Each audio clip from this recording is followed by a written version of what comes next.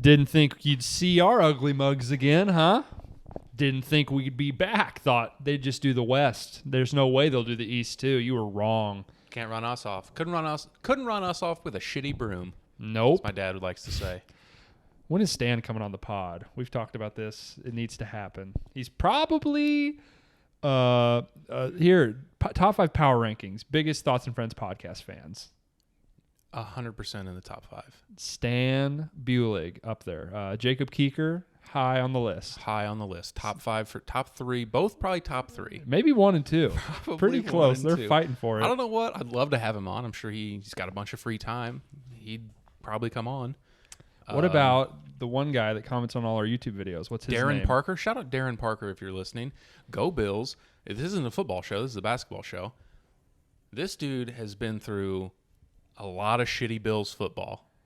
It's coming around, Darren. It's coming around. You got your team. I'm happy for you. It's Josh Allen and not J.P. Lossman. Yeah. I'm happy for you. Yeah. Happy for all the Bills fans. This isn't football, though. We can talk hoops. E.J. Manuel? It's been a long line of shit. It's been bad. It's been ugly. But they got the we guy. We gotta fill out the Mount Rushmore. Who's the fourth face of that? Man, those three. Boy, those three are. Do we have 4 listeners? It's pretty close. Jeff Godwin, maybe. I don't know if he actually listens. He definitely comments on all the Instagram. Certainly a supporter. Definitely likes Mount the vids. Rushmore of supporters. Don't know if he listens. And Jeff, you don't have to listen. That's fine. Just like the videos. Like the videos. Keep doing your thing. Yeah, it's really been great. Yeah, so we'll put Jeff. We'll go Jeff on the. I think that's a strong 4. I agree. take those 4. I take those 4 against about anybody. Depending on how these Bachelorette shows go, we'll be opening the door for new listeners here. But right now, I think those 4.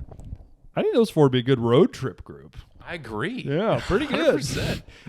Good group of guys. Yeah. Good mix. Yeah. Good mix. Jacob could rub Stan the wrong way. He might. I don't think so. Stan really doesn't get rubbed the wrong way. He's pretty chill, go with the flow. I think he would. Well, if anyone could do it. Good hang on a road trip. If anyone could Jacob do it. could test him, though. He's a button pusher. Okay. All right. That was fun. Let's get to what we're going to get to. We love the fans. Eastern Conference. We do it for the fans. National Basketball Association. Jeff might actually listen to this one because big hoop fan. True. Yeah, good point. Real hoopers. Jeff, since you're listening, now that we know you're listening, thanks for liking and commenting on all the videos. Everyone else, all the Instagram follow stuff. suit. Figure it out. Be better. Okay. So, if you are listening to this, didn't listen to the last one, I don't know why. We did the West, went through all the win totals, did a little overrated, underrated on some players. This one, we're going to go through the whole East. We're going to try and do the teams a little quicker because at the end, we're going to do like some most improvement picks, most improved player picks, some MVP picks, some finals picks, some dark horses, all that fun stuff, award races. So let's get it started. Let's kick it off. We're going to go to the Southeast Division, and we are going to start with the lowest win total in the entire NBA, the Orlando Magic, 22.5 wins. I just blanked. Did you say it's the lowest total? Lowest total in the entire NBA? league. I think it's warranted. As it should be. This is the worst roster in the league. I think they're terrible. I think it's an under.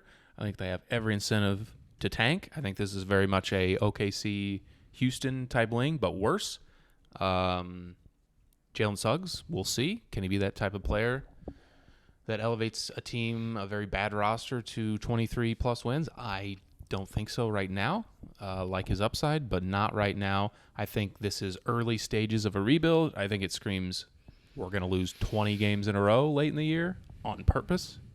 And I think they're very bad, and they're deserving lowest win total in the league, and I think they win a 19 or fewer game. I think they win games in the teens. So, worst rosters in the league, it's either this team or it's Oklahoma City. Oklahoma City's best player is much better than Orlando's best player. I do think the secondary, tertiary pieces on Orlando are a little bit better. They got Gary Harris and Terrence Ross, who are better than about every player on the Thunder, except for, they're rotation players on good teams that we've seen before. Little fun thing, try to get a look into the plan for the future. Wendell Carter just signed an extension today. 4 years, $50 million? Mm-hmm. I think, did they say it was fully guaranteed? I don't that remember normal? that. I thought they said fully guaranteed. A lot of NBA money is guaranteed. Most of it, not fully, but most of it is usually mostly guaranteed. Maybe I'm just poisoned by NFL. Yeah, NFL I think is I am. They get disgusting. so fucked. It's so bad. Yeah, I think I'm just poisoned by NFL. It's so bad. Yeah, NBA is 50 mil. mostly guaranteed money. So I don't know what that means for Mo Bamba. Carter and him do play the same position.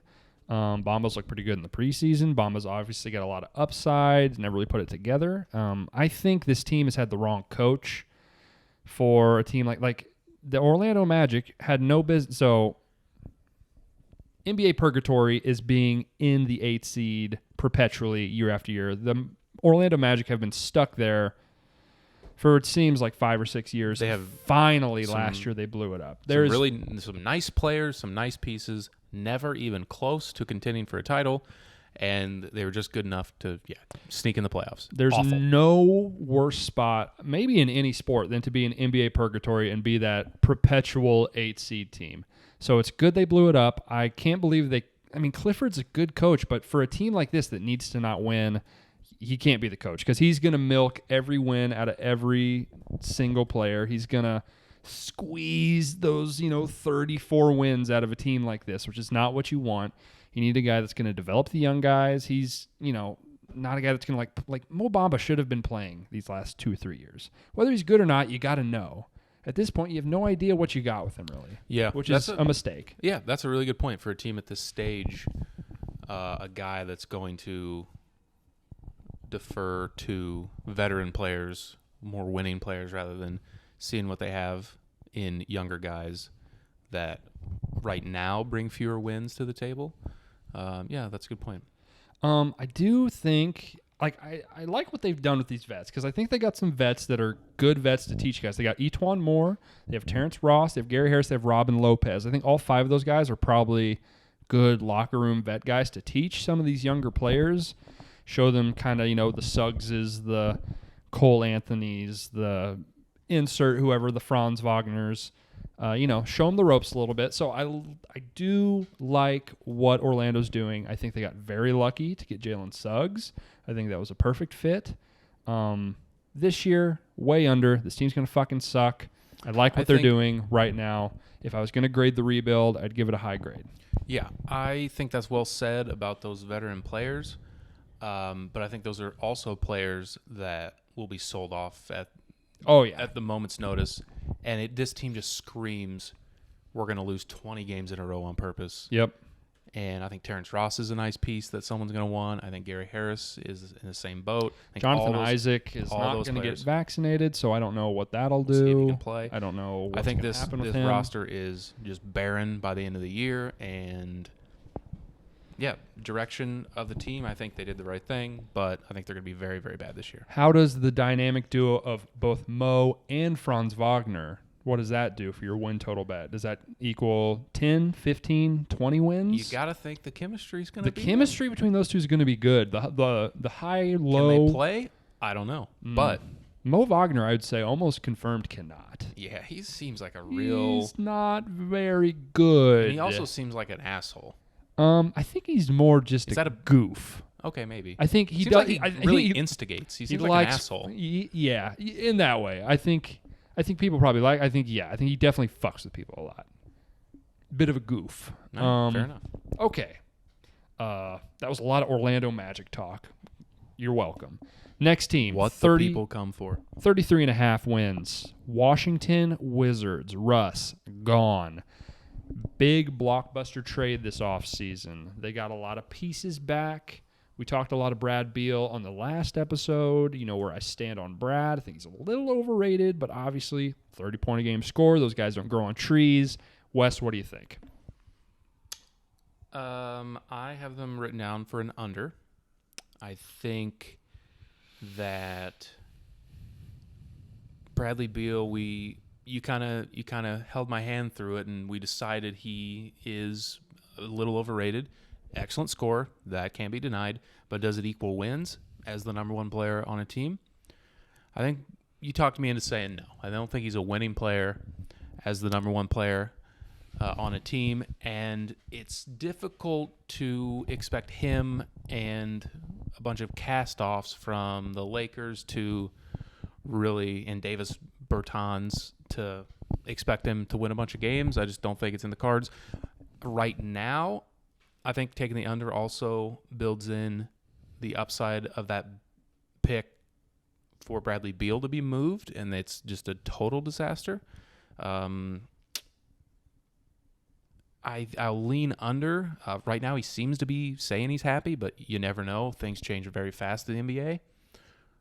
I'll assume he's on the team. I'll lean under, though. Okay. So this team probably added, other than the Lakers, it makes sense. They made a trade with the Lakers, added probably more players than about any other team. One addition by injury return, they'll get Thomas Bryant back. I think he's an underrated player. I do like him. We'll see off the knee injury, correct? I believe so. We'll see off that. An ACL. I do kind of like him, but I don't know if he's a nice big type of player that brings, So they had a bunch of KCP. I think we both agreed. Nice wing piece. Fine player. Championship caliber player. Defends. Shoots it. They had Spencer Dinwiddie, who I think is a bit polarizing among NBA people. He's obviously a very talented player, but I think he's a little... Has he gotten kind of overrated? I feel like... Maybe. I don't know. He's a nice player. He hasn't played in so long that it's hard to even remember. I think that's probably a stretch, but he's a fine player. It's a little... I think him and Brad might clash a little bit. He does get a little like, I should be taking... Like when him and Kyrie play together, he's kind of like, I think I should be taking more shots than Kyrie Irving. Coming off the bench and playing that role. You're not better than Kyrie Irving, Spencer Dinwiddie. No. I think if he would embrace it, he'd be very good as a sixth man. I think that's a good fit for him. He will start for this team. I think him and Brad, I don't know. It's a weird fit. Obviously, he's a great player. They had Harrell, who I'm a little bit out on, but, probably an upgrade from what they were playing there. They had Kuzma. They had Kuzma. Don't like Kyle Kuzma either. I think the Lakers, good trade. Aaron Holiday, who I do like a lot. They added Aaron Holiday. He's a fine backup point guard. Like Aaron Holiday a lot. They added Corey Kispert in the draft, probably the best shooter in the draft. So 33.5 wins. You say all this rookie to say head what? Coach. I'm going to go over. I like it is a low this number. team kind of. I think this number's a little low. I'm going to go over here. I think this team is going to be sniffing around the play-in game. I think I would not be shocked. Obviously, they made the play-in game last year. I don't think they made the... No, they didn't make the playoffs. Or did they? Did they make the 8 seed last year? Yes. I don't know. I don't remember. You would know, not me. Didn't matter. They got... No, doesn't matter. Okay, over. Say all that to say over. Okay, over on the Wiz. Okay, next team, 38.5. One of the darlings of NBA League Pass last year. Everyone's, favorite under-the-radar team. Young Stars. Charlotte Hornets, 38.5 wins. What do you think about the Bugs? I think this win total really goes as LaMelo Ball goes. I think if you think he is a player that is ascending into star caliber, I think the over is the play here. I do like that they were able to make the they made the play-in last year. Mm-hmm. No. Yeah. Play-in. Made the play-in. Little tournament. Yeah, play-in tournament. I do like that they made that without a long season with a healthy LaMelo Ball and Gordon Hayward. I think getting them back for a full season helps. I do lean over on this. I think Terry Rozier is a nice player. They did lose Devontae Graham went to the Pelicans. Brought in the guard, the rookie from James Bouknight from UConn. Bouknight. I think that replaces him fairly well. Maybe a little more upside with his athleticism. I'll lean over. I like what they showed last year. They did lose their big Zeller. Zeller is gone. There. That's bigger than people think, probably. I will lean over. I don't love it, but I'll lean over. So, with the Zeller thing, they basically added Mason Plumlee, who is essentially the exact same thing, kind of.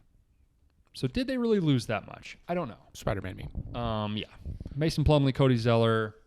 I'd say Zeller's probably a little bit better, maybe. I don't know. I think there's not much between I think most people would assume they're not different players, but they are a little slightly different type of players. But I think production-wise, value to the team, you're not losing that much. The other two key veteran additions that I like to boost this total a little bit, Kelly Oubre, I like as a wing piece for this team, and Ish Smith, who I think is another backup very point solid guard. backup point guard, consummate pro. Yeah, I think they're obviously going to rely on P.J. Washington needs to sort of take a step. Miles Bridges probably needs to take a step. And obviously, they need a full season of Gordon Hayward, and they need LaMelo Ball to take a step. So I'm with you. I'm going to go over. This is kind of everyone's favorite up-and-coming team in the East, I think. Yep. They're really fun to watch. I think Borrego's one of the best young coaches in the league. I don't know much about him. Makes Okay. a lot of good adjustments. That helps. He obviously gets the guys to play hard. Like Borrego a lot. Give me the over on Charlotte. All right. I am with you. Give me the over on Charlotte. Okay. Next team, another darling team amongst a lot of people, a team that proved a lot of people wrong last year. 47.5 wins, Atlanta Hawks. Trae Young and the Hawks. What do you think? I think I really, really like the over. I think this is the Memphis Grizzlies, Utah Jazz of the other conference, a team that got a taste and has a lot to prove that it wasn't a fluke. I think they're going to play really well. Once they righted the ship with McMillan, I think they were excellent. They showed that in the playoffs. I think Trae Young is a candidate to win MVP if they can finish above the Nets of the Bucks somehow in the standings. I think he's going to put up a lot of numbers. We'll see. We'll later in the show talk what it takes to win MVP. There's some things that just have to happen in a lot of cases. Where you finish is a big thing in that. I just really like their depth. I like what they have on the wing. They almost got nothing from Okongwu, their number 1 pick the year before. I really like his potential. He started showing in the playoffs. I believe he had surgery again on something. I think he's out again. Love that. I think it's like a couple weeks, but I think Clint Capella is a really nice regular season big, I'll call him. Like he can get played out of the game in the playoffs, but I really like the over. Similar to Gobert. In that role, he's probably the second best at that role other than Rudy Gobert. I feel in very the league. Utah Jazz-ish with the Hawks here. A lot of shooting, a lot of playmaking, and I'll take the over. Yeah, I mean, this team plays hard. They've got a nice mix of youth and vets. They got a lot of good locker room guys like Solomon Hill. I mean, by all accounts, is a pretty beloved teammate. They had Gorgie Jang. They also, in the draft, added Jalen Johnson late in the draft. I don't know how much he'll play, but Probably big not much. potential. High upside guy, though. High upside. They get Sharif Cooper super late, which I loved. Yep. Rookie out of Auburn. They're going to be hoping that Cam Reddish can take a step. If Cam Reddish can sort of evolve into the flashes we saw in the playoffs from him last year, this team will be dangerous. If DeAndre Hunter can play a full season, this team is going to be dangerous. They also added a sneaky move to Lon Wright, who I think is a nice rotational shooting guard, point guard type. Yeah, like the Lon Wright. Kevin Huerter's a nice playmaker. He showed some pretty good flashes. I mean, you look at this roster up and down. They just got They don't have solid dudes all the way through. It's exactly just, what I wrote doesn't down. quit. They just have solid depth. Solid roster. They got the guy pulling the trigger. They got the superstar that can get you 28 and 10. Yeah, I like the over 2 here for Atlanta. I big in on Atlanta. Like them. Okay, the team that is the favorite to win this division, the Southeast, 48.5 wins is their win total. 2 years ago, they were the Eastern Conference champions. It is the Miami Heat. What do you think? For a lot of the same reasons, love the over for the Heat too.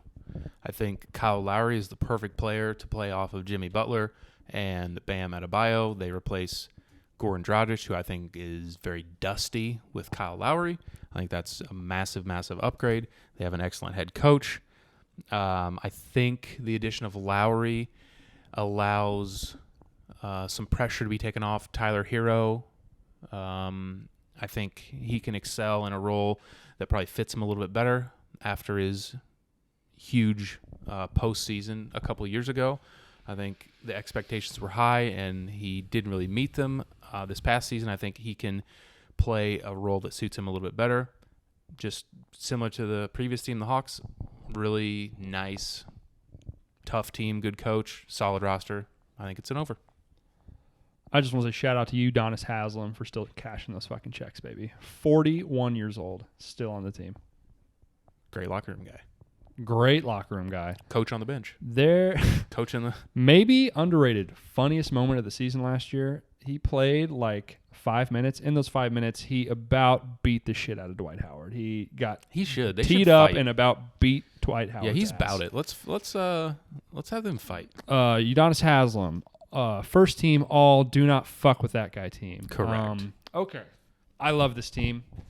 I think Lowry's a great culture. player. I mean, next Kyle Lowry to, seems like he fits. next to Butler. I think they're a perfect There mesh. is a scenario where they have the same personality and they butt heads a little bit, I think. I don't think that will happen, but I do think there's a scenario where they could butt heads a little bit because they are very similar mentality-wise, Sure. I think. Yeah, okay. They similar to the LeBron Westbrook thing. They're both big-time alphas.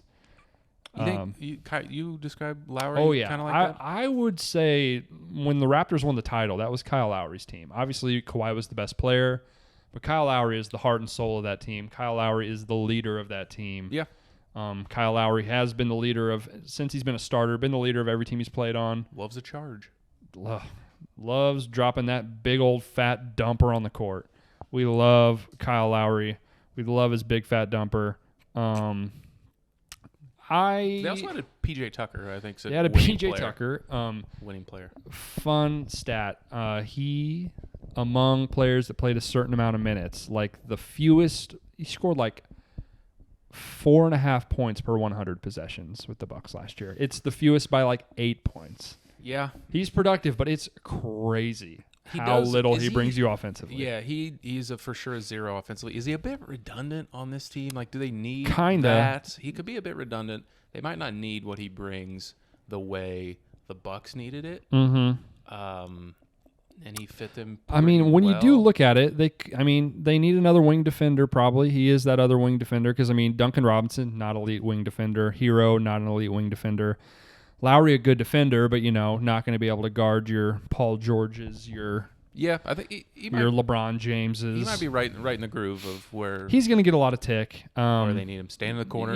He kind of just like Jimmy Butler's off the court, throw him in. They also added Markieff Morris, who seems like just a nice fit for a team like this. A guy that likes to stir some shit up and be physical. So I'm going to go over as well. Yep, I like it. On the Heat, I think they're very hyped up, maybe rightfully so, going into the season. That makes me worry a little bit, but this team is just built to win regular season basketball games. Okay, next division, Central Division.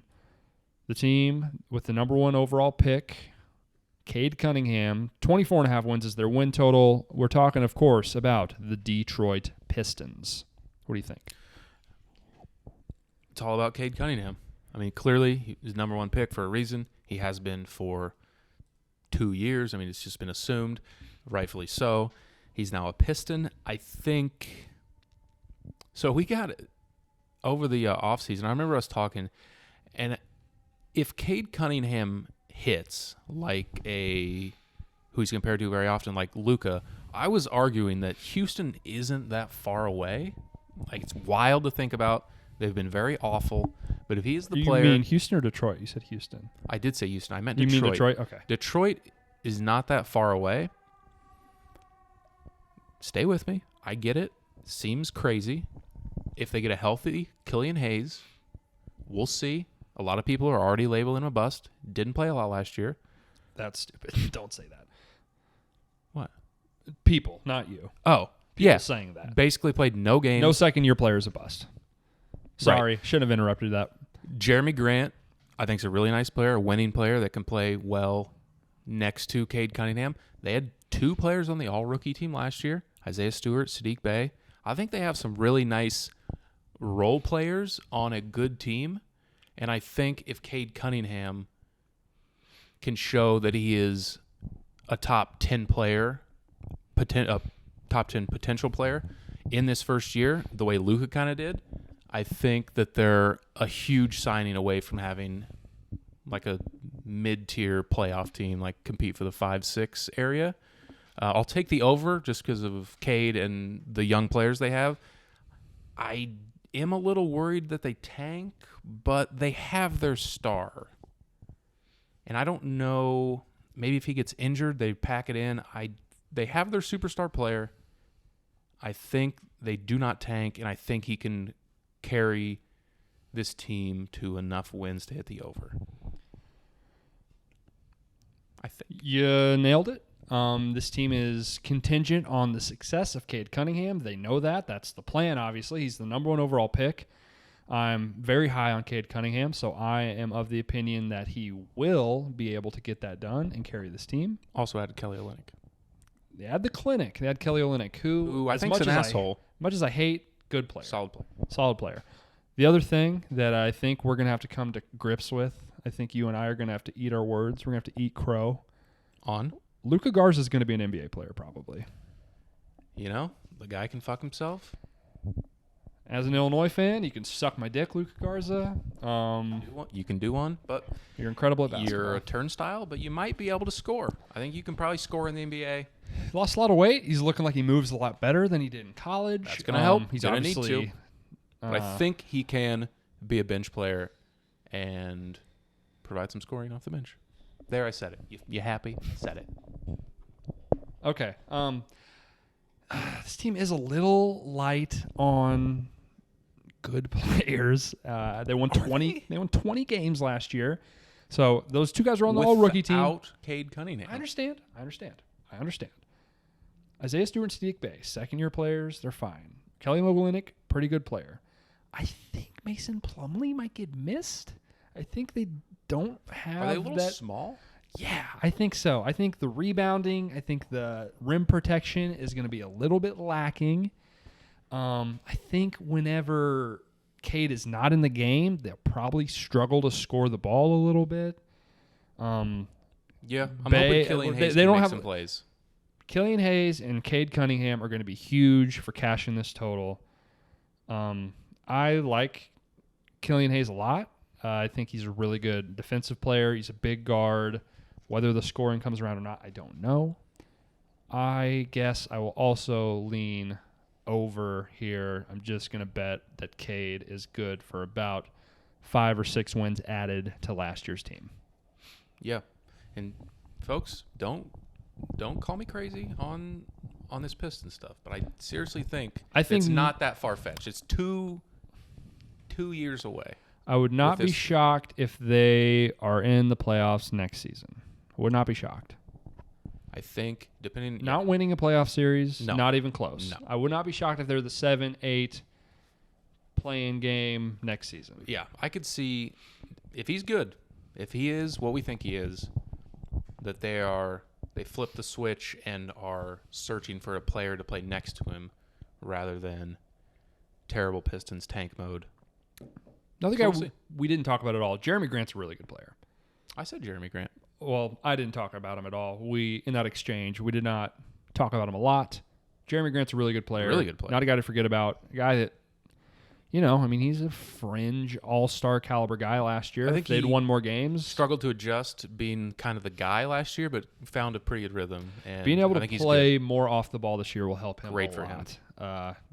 Great player, Jeremy Grant. Yep. Okay, next team that picked third this year. A team that is a little hard to read what the fuck they're doing. I don't understand the direction of this team at all. 26.5 wins. It is the Cleveland Cavaliers. This is another team. If I was making the Mount Rushmore rosters I look at and I'm like, what the fuck is going on? This team is at the top of this list. What is this? We, on the last show, said how much we like Larry Nance. He no longer plays there. I think he's a winning player. That hurts. Before I say all this, I will be taking the under. I think whether they can move Kevin Love or not, I'm not sure how much he contributes to winning basketball, especially down the stretch if they're trying to lose. Not sure about the Kevin Love situation. Maybe a buyout on the cards. I'm not sure what he has, how many years he has left. I know. How much value does Kevin Love have to a team? That's what I'm saying. Especially, what do you think? He is I think he fits the modern game, or 4 years ago Kevin Love does. He theoretically can rebound still, although he's skinny boy Kevin Love now. He's not exactly as physical as he used to be. He can shoot and could rebound. I think he would for sure have a market for a playoff contender. Wouldn't you think he would have last year, though, if he did? It's just hard the to extra trade. year of money? It's just hard to trade. It's going to have to be a buyout. Yeah. Does he have 1 year left? It's got to be close. It has to be, right? I don't know. He's I'll getting paid $31 million this year. I'll One of look. the all-time spite contract signings, Kevin Love. Yeah. LeBron left, so Dan Gilbert got all pissy, and he's like, I'll I'm gonna finish, give. and then I'll look up his contract. Lost Larry Nance. I mentioned that. Colin Sexton still doesn't have a extension. It's not certain that he's there all year. Depending on how this goes in the first half, he could be on his way out. It is a lot to expect from Evan Mobley to be super impactful, although I think he's very good. We'll see. Not sure how he fits in that front court with Jarrett Allen there now and Kevin Love. And Lowry Markkanen. And One of the Markkanen. weirdest, Oh, yeah. one of Yeah, the it is one of the weirdest weird additions of the entire offseason is It is a low number. I like Lowry Markkanen as a player. I think he should have had a bigger market than he did. But of all the teams for him to go to, this one makes about the least sense. It's a very, very low number. And, like, on the surface, you'd say they've, like, oh, Sexton, Darius Garland, Evan Mobley, Lowry Markkanen, Jarrett Allen. It seems like the win total should be higher. I just don't think it fits together very well. I just don't love the construction. I think a few of those players could be on the way out. I'll lean under. I don't love it because the number is so low, but I'll lean under. What does Taco Fall add, do you think? He adds a sideshow and something that the fans will yell to put in the game late. Nailed it. Respectfully. I really like a lot of the pieces on this team. I really like Evan Mobley. I think he has the upside to be an absolute superstar. I am very high on Darius Garland. I think he could be an all-star. I think I was wrong about Colin Sexton. I was a little overcritical, although I think he has a ton of flaws in his game. But nevertheless, there's just not guys walking around that score 25 a game in any situation on any team. I don't think he is what he was billed to be as like a playmaker. I think he's like a two-guard, just straight up scorer. The passing came along. His rookie year was as bad as bad. it gets. Plays really hard on defense. Dude's a gamer. Dude's bout it. He's got that fuck you to him. I might be changed my mind. I'm going over I on like this Ricky team. Rubio, too. They added him. Rubio's a good piece. I love Jarrett Allen. I really like Jarrett I think Allen he's a lot good as a player, rim too. It just defender. doesn't make sense to me. I don't understand how this rotation works. Doesn't I think fit. I guess they're going to try and play Laurie, Mobley, and Allen sometimes, which seems like a disaster. Isaac Okoro, too? Like, well, who? They got Okoro. I don't understand the accumulation of talent. That being said, the talent is there regardless. I think this number is too low for this caliber of team. I like the over for Cleveland. I changed my mind. I'm taking the over. Oh, too. I changed you my mind. I'm sorry. fucking... I changed my mind. You flip-flopping It doesn't son of a make sense. bitch. It's too low. I'm looking through. By the way, Kevin Love has 2 years left this year and one Yikes. more at almost You want to sign $29 a million. 15-year deal? Fuck Yeah, me. it was a tough look. Good job, Dan. I'm very concerned, as I said, that it doesn't fit. It doesn't make sense. I don't know how they're going to play together. He seems very big with, I guess, Markkanen can shoot. Mobley can shoot a bit. Allen does not. Okoro does not. I'm very concerned about the construction, but I think just on paper, the players are too good for this total to be this low. It is too low. 26.5. I'll take the over. I changed my mind. Okay. We're going to the team that plays right down the road. We're going to the team that was a team that made probably some of the biggest waves, the biggest splashes of the offseason, made a lot of moves. It's got a lot of people in Chicago very excited. Myself, I'm very excited to watch this team. I would say I'm cautiously optimistic of the 42.5 wins for the Chicago Bulls. What do you think? I'm in. Son of a bitch, I think I'm in too. I'm not in, as in I think that they're going to win a playoff series. I think that would be a lot to ask.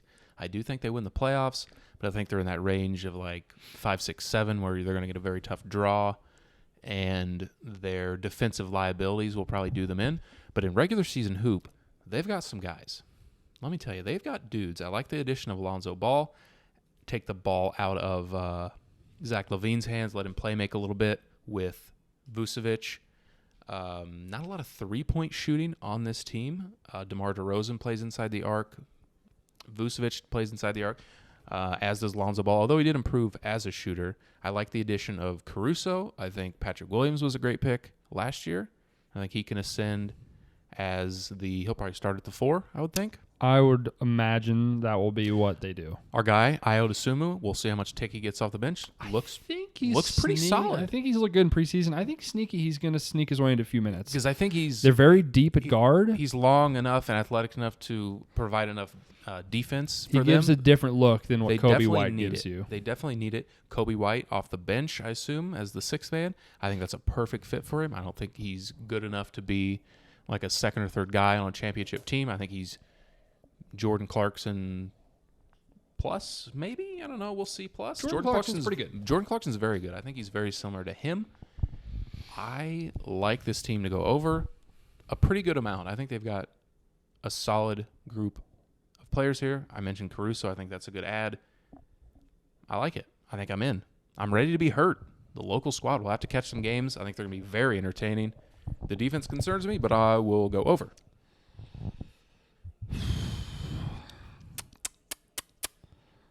I think these top 3 star players are very good. I have my suspicions how well these 3 players fit together. Those 3 being Vucevic, LaVine, DeRozan. I have my questions. Last year, I think a lot of people assumed they would start winning a lot of games once they added Vucevic. That was not really the case. They sort of stayed at a similar place that they were before adding Vooch. Him and LaVine couldn't really get anything going. Maybe another year, add some chemistry. I think adding another guy like DeRozan, another ball-dominant guy, I just am not sure how the chemistry is going to work on this team.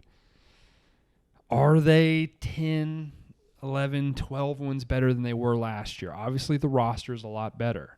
I think Patrick Williams, I think that was a hit. I think a lot of people were wondering whether that was a good pick. It looks like that was a good pick. It looks like he's going to turn into a nice player. This one's tough for me. I don't know. On paper, the roster's good. It's got a bit of a NBA 2K sort of roster feel that I don't know how well works as an actual team. Yeah, it's going to be tough to defend without question. They don't have a lot of guys committed on that end of the ball, that side of the court, I would say. Their 3 best players not known for their defense. Lonzo Ball, good guard defender. Caruso, good defender. This team has nobody protecting the rim. Zero rim protection, yeah, without a doubt. Do they even have a backup? Like, who even is their backup center? Tony Bradley, I guess. He's fine, I guess. Yeah, huge concern. That's fair. I wish I could just take push. That would be about what I think. I don't feel they're about a 500 team. Yeah, I want them to go over, so I'm going to say over. I want them to win, so I'm going to say over. I have a lot of suspicions about this team. I think all their players are good. I just wonder how well they all fit together on the same team. Yeah, I think that's fair. I think their downfall will find them in a playoff series when it tightens up against a good team. I don't think they'll be able to stop anyone. But in the regular season, I think it'll play fast and loose enough, and they'll find a way to hit the over. I like the over. I want the over, to be clear, and I like the over. Okay. Alrighty. Next team on the docket for us. Central Division. Let me scroll up. I've lost my place in my document.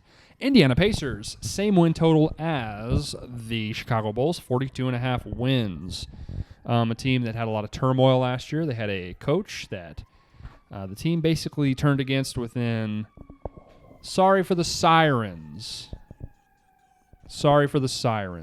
Pretty loud. I know you're intro on the Pacers. Who has a better team, the Bulls or the Pacers?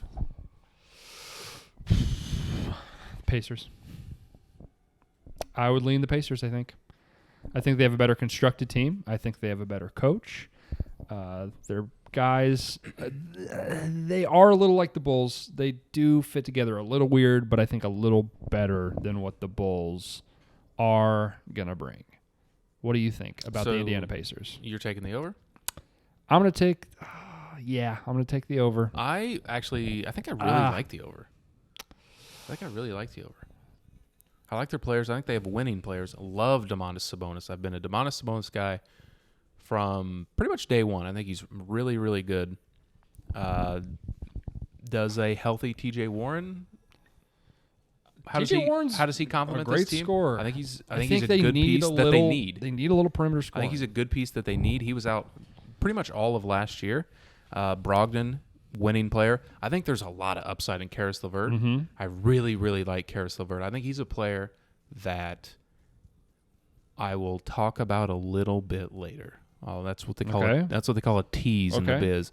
Really like Chris Duarte was a draft pick. I think he's a win now player. I think he's a good wing that they added. Rick Carlisle. Talk about who was that clown that was coaching them last year? I don't even remember his name. Bjorchev. I don't even remember his name. They turned on him immediately. He was a gigantic an absolute upgrade disaster. in Rick Carlisle. He's a winner. Just a really solid roster. I think that I like the over more than I like the Bulls. I think they're better than the Bulls, and the win total's the same. I'll take the over for them too. So the thing that's been a bit of an issue, and I know it's been a bit of an issue with Pacers fans, is it seems like it's pretty obvious Miles Turner and Domantas Sabonis do not fit together very well. Yeah, one of them needs to go. Probably needs to be Turner.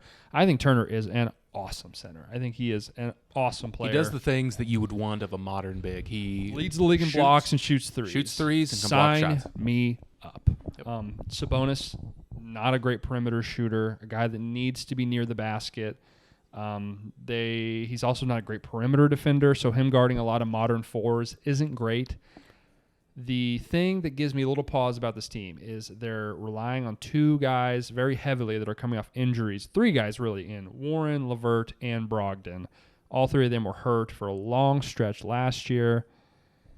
Karis LeVert has never really played a full season in his career. Ended the season healthy, didn't he? He's not off.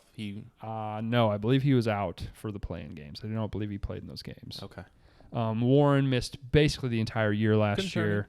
Brogdon also struggled with a lot of nagging injuries last year. But like you said, I think Carlisle's a great coach. I think this roster is one of the more talented rosters that's in this sort of middle glut of teams in the East. For that reason, I will take the over for the Indiana Pacers as well. Okay. The reigning NBA champs. What more can you say? 54.5 wins. Milwaukee Bucks. Go ahead. I'd like you to start on this one. Over. How many games did they win last year? 60? 72-game season, so probably not. They won 46 last year. So, I mean, asking them to, be win percentage-wise better than they were last year. You're going over? I think so. I think sounded like you were very, very certain. I think this is the best team in the NBA. Yeah, they're sick. Oh, man. Intoxicating clips of Giannis on Twitter. The dude. Giannis the can hitch is shoot gone. now? The hitch is gone. Oh. I mean, if Giannis can shoot, everyone's been saying that forever. The hitch is gone. Cancel the fucking league. If Giannis can shoot, cancel the fucking NBA. It's Granted, over. I only see the makes because it's on Twitter and it's a highlight. In transition, he's pulling up wet. If he's hitting that, cancel the season. It doesn't matter. Yeah. Cancel the season. If he's hitting that, go ahead. I got some points to bring up regarding the Bucks and Giannis. Give me your spiel. I don't have a giant spiel. It's not much to say, right? People know the Bucks. I think for that reason, I'm taking the under. I'm taking the under. I think they've proven themselves off a long season. I think there's no reason to push it. I think the days of grinding and working to the bone for a regular season win are gone. I think it's a similar pace as last year, and this win total with the 82-game season. I just don't see them needing to push it. They were very healthy last year, which is nothing you can guarantee, but they were call it injury luck. Lost DiVincenzo, I guess. Was on their side. Sure, they do add him back. He's a fine role player. They added Grayson Allen as well as the other addition. Sure. I love the Bucks. I love Giannis. Love Chris Middleton. Love Drew Holiday. Wanted them to win it last year. Wanted them to win it this year. I just don't think there's any need to push it this year, and I think they've proven themselves off a finals run. I'll lean under. They don't need home court. Be great to have it, but they can beat anyone anywhere. I'll lean under. Okay. I think that's fair. I think that's totally fair. I question whether they'll do that because Giannis, it seems like you'll have to cut his legs off for him not to play. I don't think he's going to willingly sit a ton. Budenholzer is not the type of guy that typically is taking games off. They typically are trying to win all their games. They don't rest guys a ton. Budenholzer is notoriously a great regular season coach. Obviously proved last year that he's also a good postseason coach. So I'm going to take the over. I think both sides. I think they pretty much nailed this number. I think both sides are fair. It's a ton of wins. It's a great team. I think it'll be close. I think, yeah. I mean, with a number this high, they're an injury away from it losing instantly. So it's risky. I'm going to bet with the Bucks. Here's the point that I want to make and the discussion that I want to have with you. And I don't think I hear anybody talking about this. Maybe they are. Can Giannis become the best player of all time? What is the likelihood that he does that? Because I think there is a much higher than 0% chance that could happen. I think, yeah. I mean, it's certainly on the table, which is not something I envision myself. That is not the case for, I would say, any other player in the NBA right now. I don't think so. LeBron is already regarded, obviously, in that realm. Not LeBron Durant and Kevin Durant. Kevin Durant's never going to be there, I don't think. I think Kevin Durant's ship has sailed. He maybe top 10 player, easily, probably. In my opinion, easily. Oh, yeah, I would agree. I mean, he rattles off 3 or 4 more. I guess I don't see that happening. In the court of public opinion on Giannis, he would need something monumental to pass Jordan, I would think. I don't know. I think it's very unlikely just because of how many good players are in the league and how tough it is to win, because it's going to come down to rings. He's got one. He's 26 or 7. How old is he? Giannis Antetokounmpo is gonna turn 27 this year, I think. Yes. He has. Yes, gonna turn 27 this year. Maybe already is 27. Either way. I mean, the things we're seeing in preseason, the shooting stroke looks incredible. I think it's very, very unlikely that he gets to 6. At this time, he has not lost any finals. Nope. Which is a big knock on LeBron. He's lost. I think it's ridiculous. He's made it to so many, and he gets ragged on for losing. When only one time he has had the better team and lost, I would say. I think it's pretty unlikely, but I think it is on the table. I think he would need to go on a run, go like a Lakers Bulls like run in the next few years, win 3-4 in a row, and it would be in play. But I think it's unlikely. But not unlikely. 0%. But the fact that it's a non-0% says so much about Giannis. Here's my rationale to me even bringing this up. I think maybe a lot of people would think this is a crazy take that we're even discussing this. He's 27. I have my personal top 100.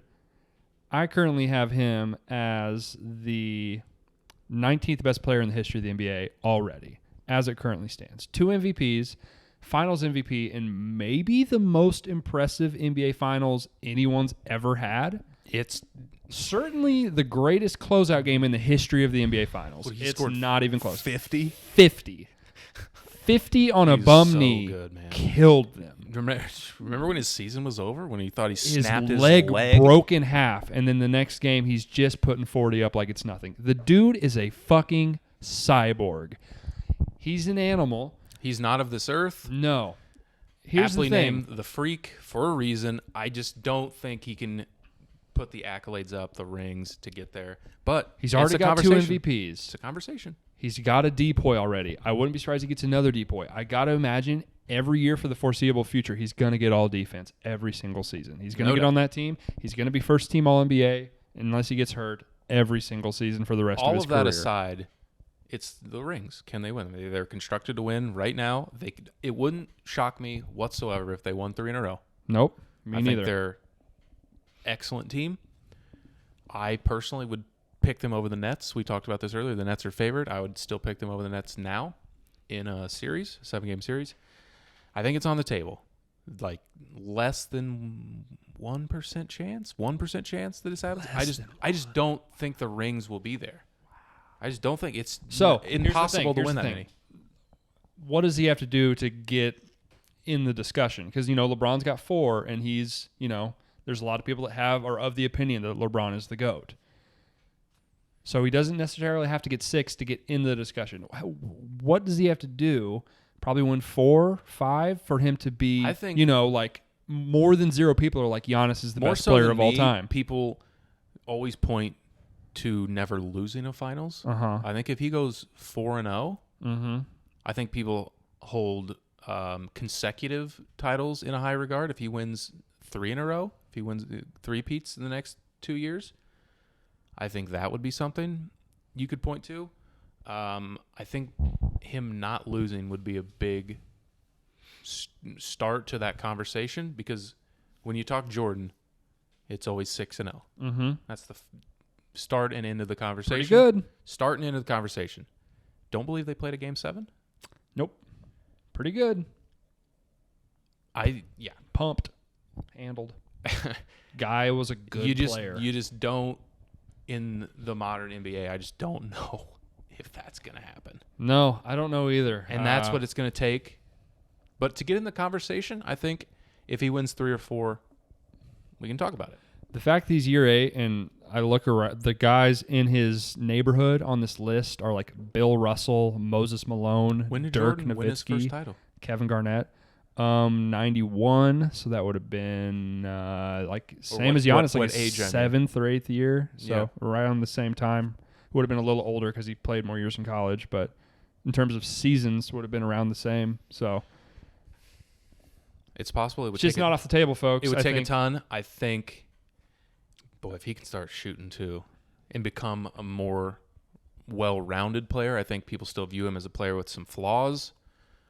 We can talk about it. I think a lot of people have been in the discussions like who's going to be the next guy to come along and be the Michael Jordan, LeBron guy. I think he's already in the league, folks. I think we already got him. Okay, Giannis talk. Love Giannis. Best player in the NBA. Also seems like an awesome guy. Yeah, seems like the nicest guy on the planet. If you don't like Giannis, who's the best player in the NBA? Go fuck yourself. I'd say Giannis. I think if Agreed. you say him or Kevin Durant, those are the only 2 acceptable answers, in my opinion. I would say Giannis. Obviously, LeBron is. I think LeBron is 3rd. I think he's. I think LeBron is 3rd. Okay, so that's the Central. I went over on Milwaukee. You went under. You hate the Bucks. You think they stink. Couldn't love them more as a team. Those players just don't need it. No. See you this summer. I almost kind of hope they go under. We'll see you this summer. For the sake of the health of the team, I almost kind of hope they go under. Okay. Final division, best division in the East, if you go by cumulative win total of these teams. Atlantic Division, first team, Great White North, a team that's in a bit of a transition period, the Toronto Raptors, 35.5. What do you think of the Raps? What do you think of the Dinos? I would lean under. I think the swap of Lowry and Dragic is gigantic. I think he's well past it. They took Scotty Barnes, which seems like a weird fit next to Siakam and OG Anunoby. I like a few other players. I've never been a Fred VanVleet guy, although he's proven a lot of people wrong, including me, a lot of the time. I just don't know without Lowry beside him now how that'll. I just don't know if he's that type of guy. I lean under here. Some uncertainty. It seems like Siakam they're fine now. He's going to be staying. I don't know. There was some rumblings they could deal him. I don't know. This is another kind of Kings one for me. It's just an I don't know. I lean under. I don't. Obviously, Lowry, the heart and soul of that team, is now gone. I will lean under. Very good coach, though, and they're not going to tank. If it goes poorly, I think they'll still try to win. 35.5, just on the surface, feels pretty low, but I'll lean under. I think I love the over here. Okay. I think I really like this team. I think the amount of very interesting, dynamic defensive lineups this team could put together will be a lot of fun to watch. I mean, they could potentially run out a Boucher, Siakam, Anunoby, Scotty Barnes all in the same lineup. I mean, that's a lot of 7-foot wingspans out there to deal with one of the best defensive coaches in the league in Nick Nurse. You want wingspan? I am probably, from the sounds of it, much higher on Fred VanVleet than you are. He's another guy that's a very good defender, and I think him and Kyle Lowry are probably pretty similar players at this stage in Lowry's career.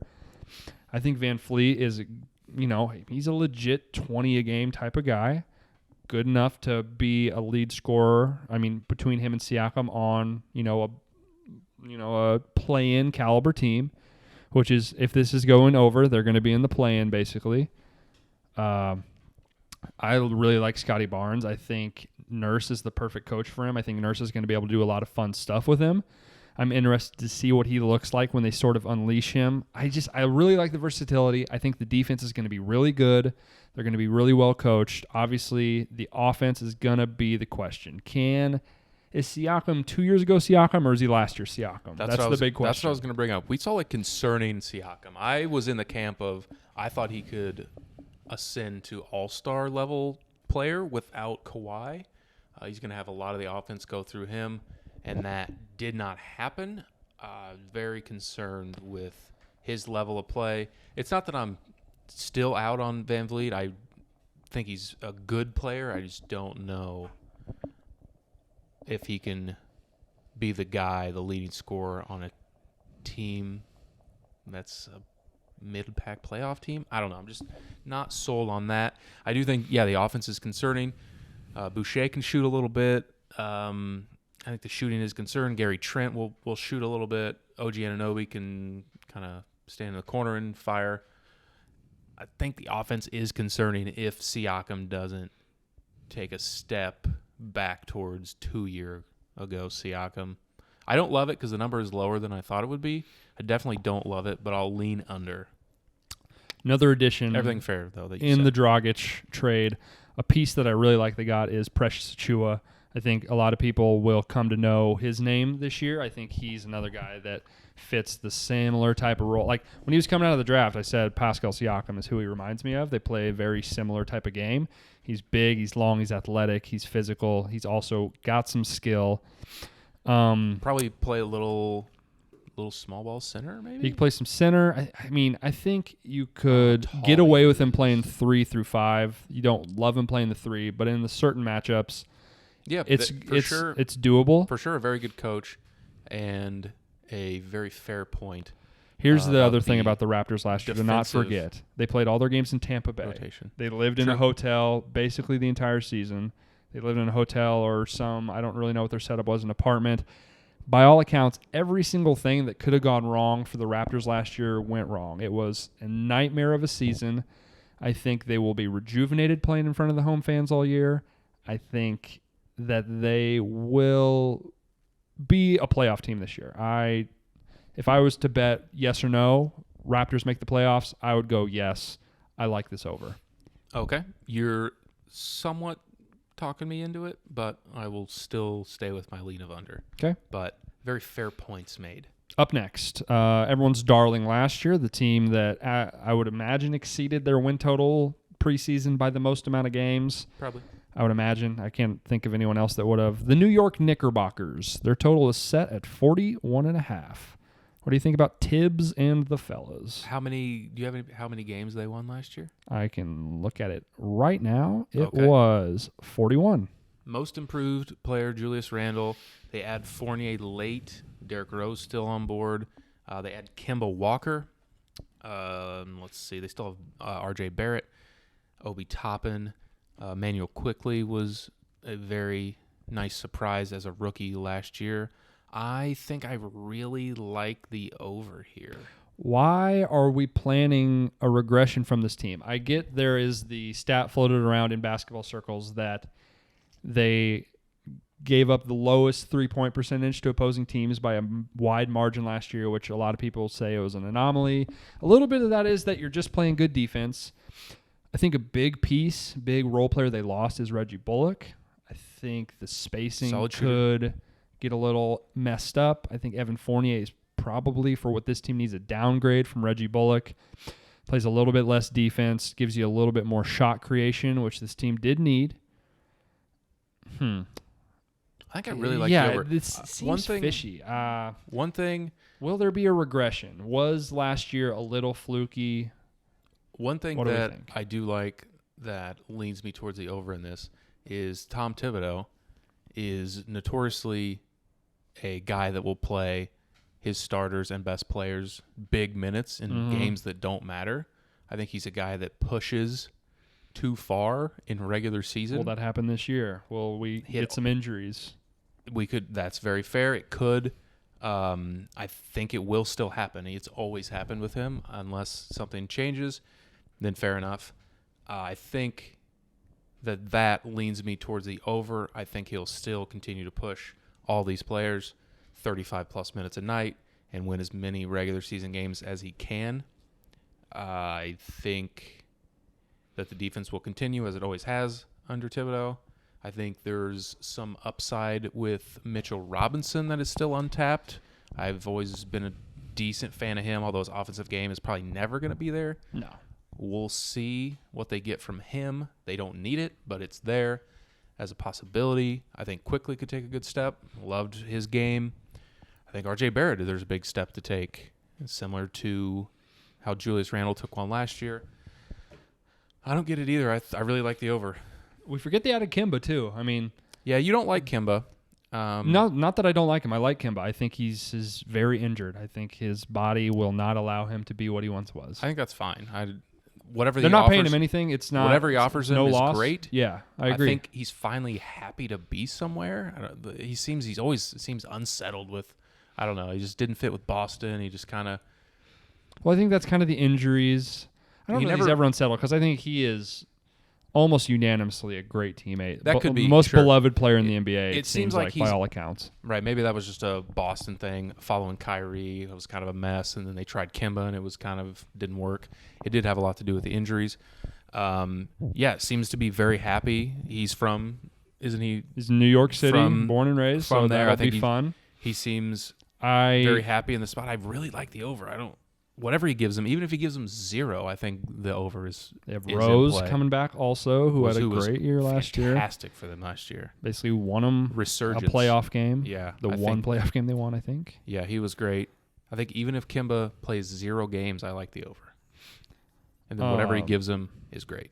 He offers something. You mentioned Fournier offering some shot creation that maybe Barrett or Randall? Julius Randle doesn't offer from a guard position. He could offer that. I really like it. Really like it. Yeah, I am. Do I like it too much? It seems fishy. Right? Yeah, it feels. I don't understand why it's this low.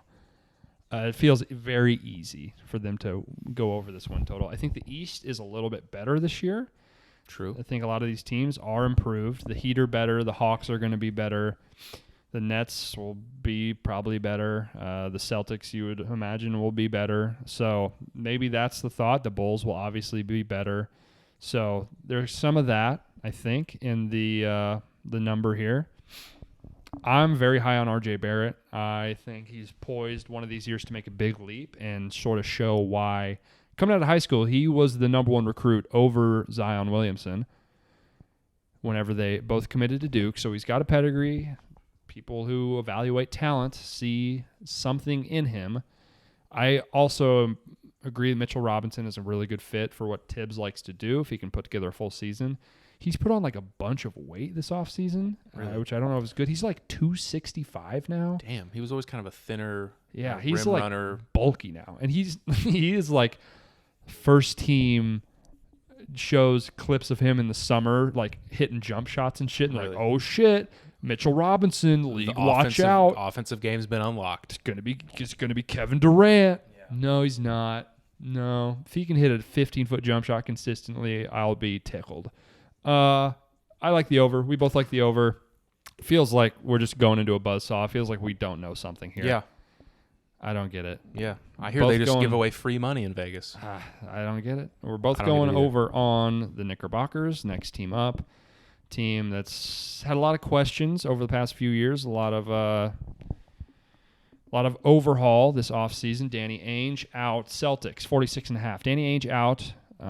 Stevens moves into the GM position. Ime Udoka, new coach, led by probably the best duo under 25 in the NBA, would you say?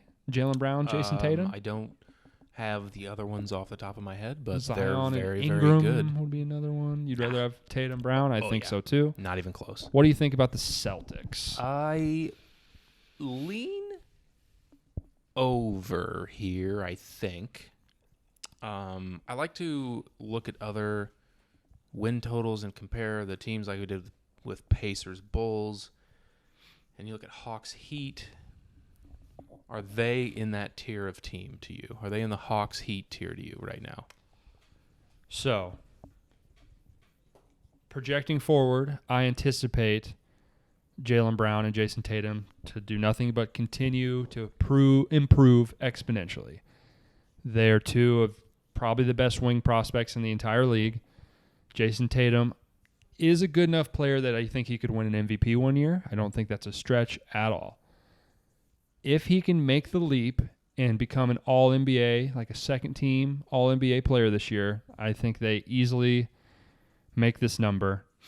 The defense and the toughness overall was sort of their issue last year. They sort of got pushed around. They didn't have a lot of, guys that were willing to fight and claw and scratch when the going got tough.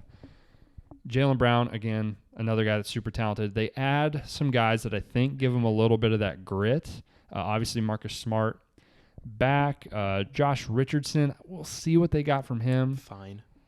He's fine, agreed. Schroeder, I think, is a great signing for like $5 million. I think that's a huge get for them. Mm-hmm. Yeah. They needed a point guard last year. They didn't really have one with, like we said, the Kimba injury. Made the point guard position a little fucky. Dennis gives A little fucky. with All the right. point guard position.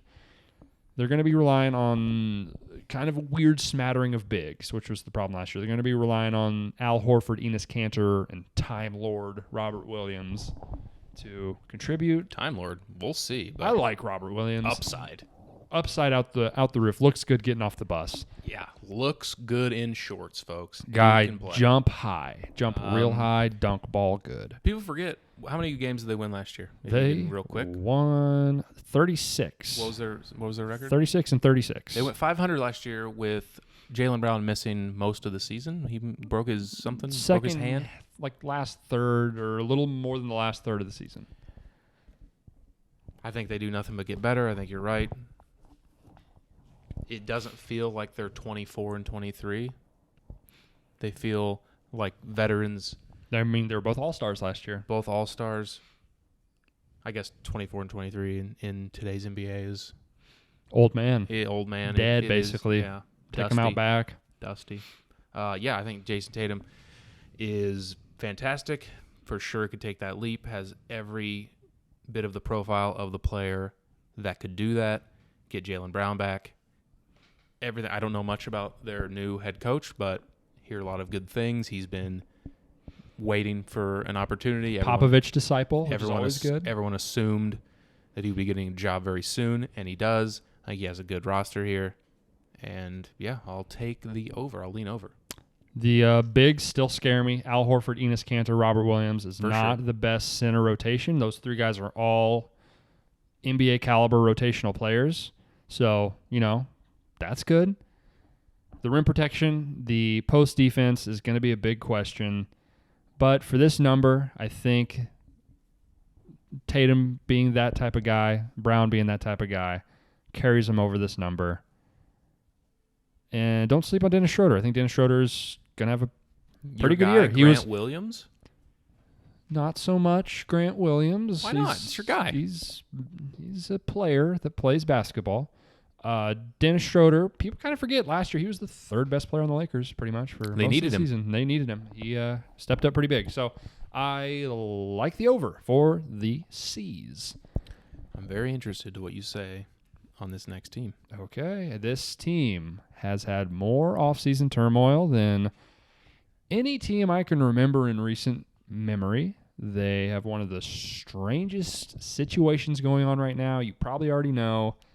The reigning 1 seed in the Eastern Conference, the Philadelphia 76ers, their win total sits at 50.5 games. What do you think of Philly? Fading Philly. Well, explain. How could you not? I mean, the total disaster that is their grouping of players and their relationship with one another. Ben Simmons and Joel Embiid obviously hate each other. I don't care if they play nice. I don't care if Ben Simmons showed up. I think he's going to try to repair some image of his game and try to get traded still. I still don't think he wants to be there.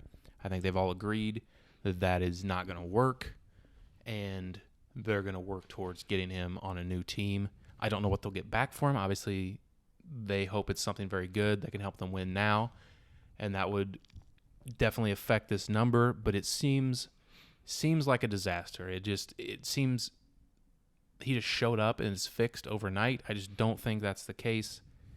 I don't see it working. It seems like a giant distraction.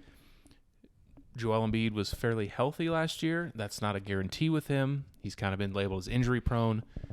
Don't want to count on injuries, but it is a factor with him on this team. I think he's an MVP candidate when he's out there. That's clear, but I think he could miss time. I don't want to say I think he could miss time. It's on the possibility. Table. I mean, he missed time last year and lost himself in MVP because he missed time. It's been a factor. He's not playing 82 games this year. I can guarantee you that. Not someone who's playing back-to-backs a ton. And Ben Simmons just, for all the things he can do, he's got some real demons. I'm interested in what you think on this number 2. I think regardless of all this team is a very good team. They were the best team in the Eastern Conference in terms of wins last year, and they bring back essentially the exact same team. Mm-hmm.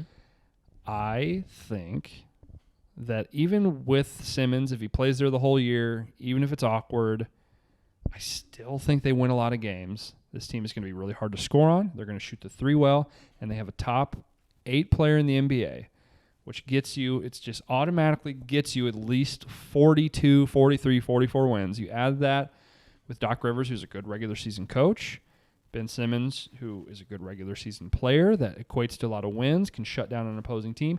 And if Ben Simmons does get traded, I think a lot of these other players could blossom. I think it opens up Matisse Thybulle, makes more sense in these lineups. Tyrese Maxey opens him up. Seth Curry, it just kind of opens up the whole team. It could open up stuff for Embiid. Embiid could somehow even go up another level with his play.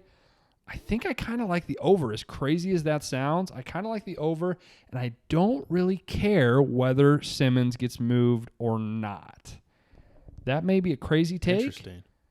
I think I like the over here. I just think this team is a rock-solid team. Obviously, there's the great chance that the chemistry is totally fucked. It's beyond repair.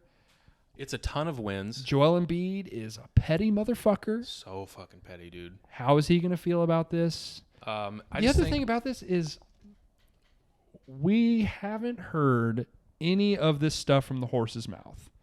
This could all be a play by Clutch Ben Simmons, I'm sure, wants to get traded, but how much he's like super out on everything. Haven't heard much of it from the horse's mouth. A lot of this stuff happens. Brad Beal want to get traded. Doesn't want to get traded. Damian Lillard want to get traded. Doesn't want to get traded.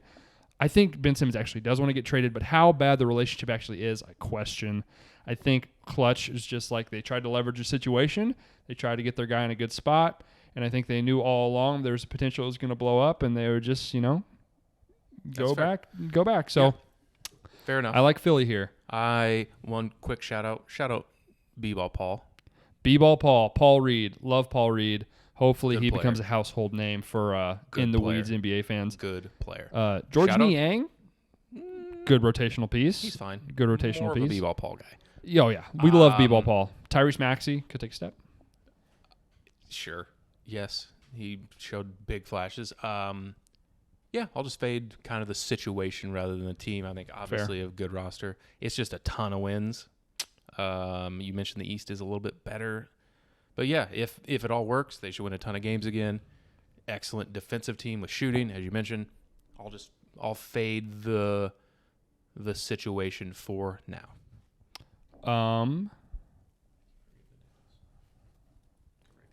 Go ahead. Okay, so the team that's probably got the second most turmoil, maybe the most, the team that's got one of the second, maybe the weirdest situation with one of their stars, the team everyone seems to be talking about, the team with the highest win total going into the season, the team that I think is the favorite to win the NBA title right now. They are. The Brooklyn Nets, their total sits at 56.5. Obviously, Kyrie being the big story. Seems to not be budging on getting vaccinated, which would mean he will not play any home games as long as the current mandates stand in the New York City area. What do you think of the Brooklyn Nets? I believe that the Nets have come out and say that he won't play at all. I think that's smart. You don't let him just play road games. That would be a total circus. Total circus. Don't do that. Incredible. So they said he's not like, involved in team activities. I assume if you can't play, you can't practice either. Right. So you're not going to just not practice and be like, just hey, show up on the road. Hop on your own private shop. We'll see you in Dallas. What kind Kyrie. of chemistry mess would that be? No. Playing, it just wouldn't work. I think he's not playing at all until that is resolved. I think that this seems way, way, way too high to me. I think this is a hard under, and I really like it. I think that for every reason I took the Milwaukee Bucks, it's the same, but they have incentive to sit guys. They have aging players. They have Kevin Durant. They have James Harden off a postseason that they had to finish without him due to injury. I think the load management will be a weekly thing. I think they'll take turns on that. Without Kyrie, the giant distraction that he provides, I think that's a huge factor. They don't need home court, kind of like the Bucks. They can win anywhere, anytime, anywhere. They're going to be there at the end of the year, no matter what. They don't care where it's at. They're too good. I think there's no reason to push it. This is a shitload of wins. It's the most in the league, right? I think so. What was the Lakers? Not this high. I don't think they. 52.5. Yeah, it's the most by a lot. 4. Most by 4. The Lakers and the Bucks are both 52.5, I believe. This is the most by 4. I think it's wrong. Kevin Durant, one of the best players of all time. James Harden, one of the best players playing right now. That's not up for debate, but they have incentive to rest those guys, and they don't need to push it. I don't think they get to this number. I will say, you look at this team top to bottom, they may have the most talented roster in the league. I think that's fair. That's a fair thing to say. They have Blake Griffin. I did like, although he is a little dusty, Paul Millsap. Paul Millsap for the minimum is solid. A great ad. He's a good Paul Millsap as a bench piece at vet. this point in his career, awesome. Patty Mills, awesome. Good addition. Awesome addition. Very fair. Cam Thomas, think he, with Kyrie out, could contribute. Dark horse rookie of the year pick, Cam Thomas. Keep an eye out for Cam. Absolute bucket getter at LSU. Every single other part of basketball, not so much into doing it. But he's going to be able to play a role on this team. They obviously get Blake Griffin back, who was awesome for them in the playoffs. I think he was really good down the stretch. Good fit. They get a lot of their guys back, and they have. You could make an argument the two best offensive players in the NBA in James Harden and Kevin Durant. It's not many teams that have two, I think, super legitimate MVP candidates on one team. This team does. But I do think that these guys will sit.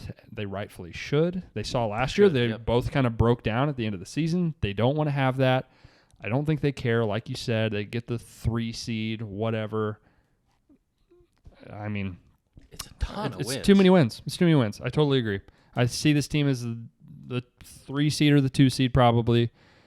If you want to tell me they're the best team in the NBA, I mean, I can't argue with you too much. They would be really good. They would be favored over every team in a series, I would say. Probably. The Bucks will be close, maybe a pick 'em. Lakers would be close. Other than that, they would be favored. They're probably the favorite, though. If they're healthy, they're probably the favorite. Yep. No debate. They got the best offensive player in the history of the NBA, Kevin Durant, best scorer of all time. There's no reason for them to push it, and I think that's with this the highest total in the league. I'll happily take the under. No reason for them to try to win 60 games. It just doesn't make sense. I think we're in lockstep on that. So, little exercise. Here's the thing, similar to the Giannis thing. Percentage Kyrie never plays another NBA game. Not zero. Not zero. I don't think it's that high. I think it's more likely that Kyrie never plays another game in the NBA than it is that people regard Giannis as the best player of all time. Say that again. It's more likely he doesn't play another NBA. Yeah. I would put it at like 2 or 3%. I don't know. 5%. Is Kyrie really just going to throw away $20 million this year? No, it's probably more than that, isn't it? Right? Let's see.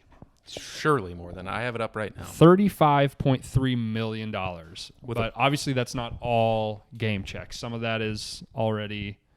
Some of that is built in. Some of that is like, signing bonus, whatever. North of $25 million. Is he just going to throw that away this year? Why wouldn't he have done it already then? I don't know. Voice to the voiceless.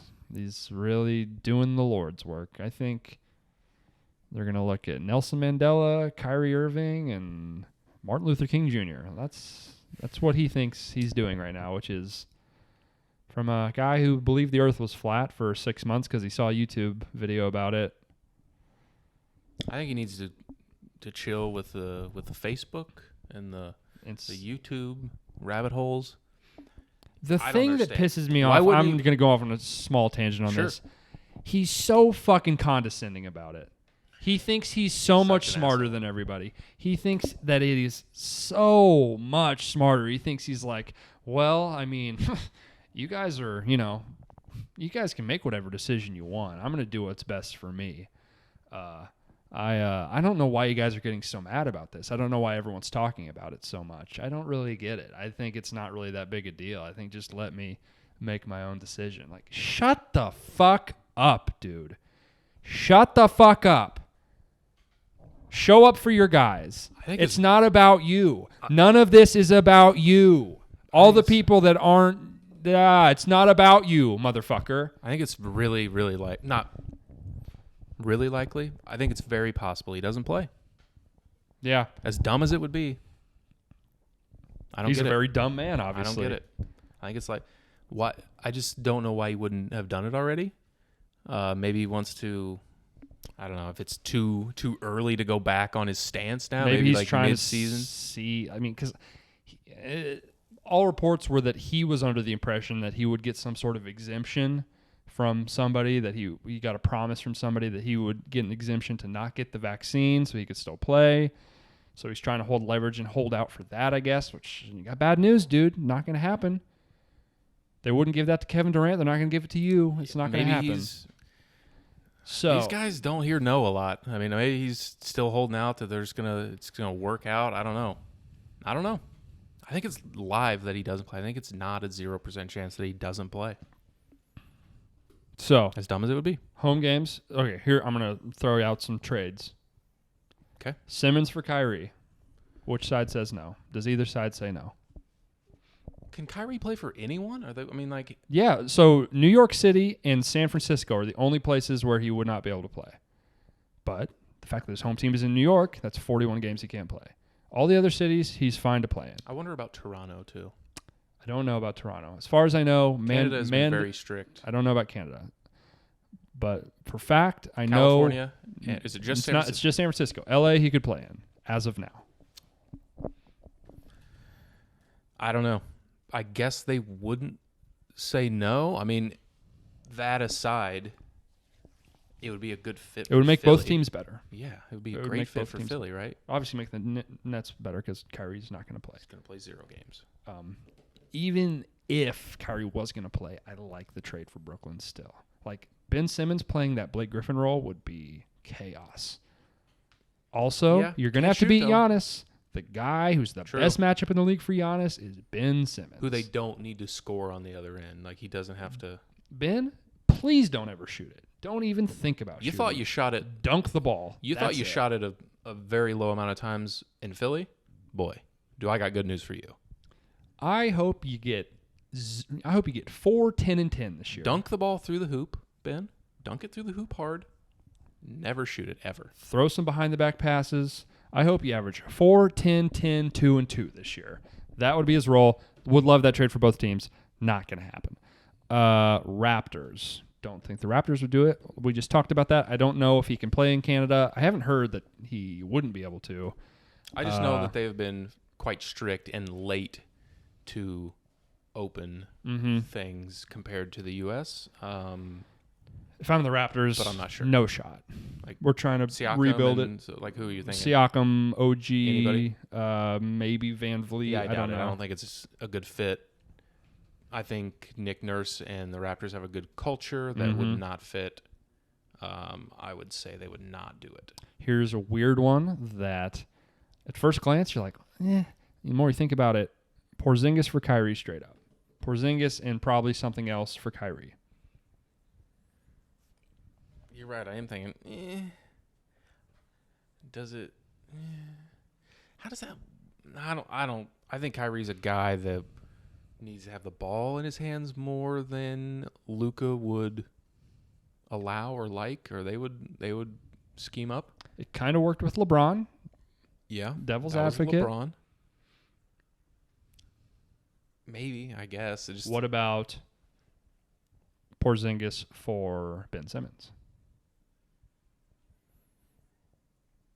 Lets him play the 4, giving up some defense, let him stretch it, I guess. He doesn't have to guard anyone of note, really. It's not going to help his problem with not getting enough touches, though. No.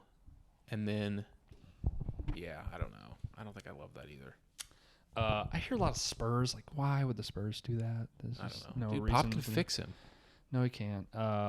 Brandon Ingram, straight up. For Ben Simmons or Kyrie Irving?